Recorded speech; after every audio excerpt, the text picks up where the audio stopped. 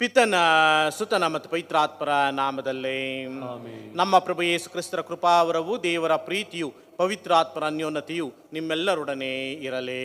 ಆತ್ಮದೊಡನೆಯೂ ಇರಲಿ. ಕ್ರಿಸ್ತರಲ್ಲಿ ಪ್ರೀತಿಯ ಸಹೋದರ ಸಹೋದರಿಯರೇ, ನಾವು ಪರರನ್ನ ಕ್ಷಮಿಸುವಂಥ ಮನೋಭಾವನೆಯನ್ನ ಹೊಂದಬೇಕು ಎಂಬುದಾಗಿ ಇಂದಿನ ಮೊದಲನೆಯ ವಾಚನದಲ್ಲಿ ಸಂತ ಸ್ಟೇಫಾನರು ತಿಳಿಸುತ್ತಾರೆ.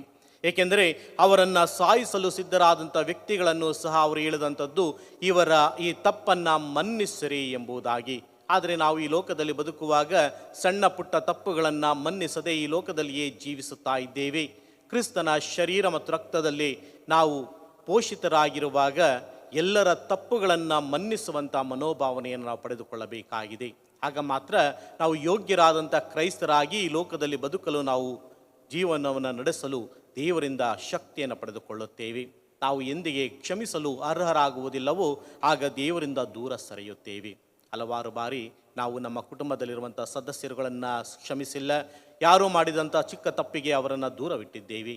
ಈ ಎಲ್ಲ ತಪ್ಪುಗಳಿಗೆ ದೇವರಲ್ಲಿ ಕ್ಷಮೆಯನ್ನು ಯಾಚಿಸೋಣ ಮತ್ತು ಈ ದಿವ್ಯ ಬಲಿಪೂಜೆಯನ್ನು ಯೋಗ್ಯರಾಗಿ ಭಾಗವಹಿಸಲು ನಮ್ಮನ್ನು ನಾವು ಸಿದ್ಧ ಮಾಡಿಕೊಳ್ಳೋಣ.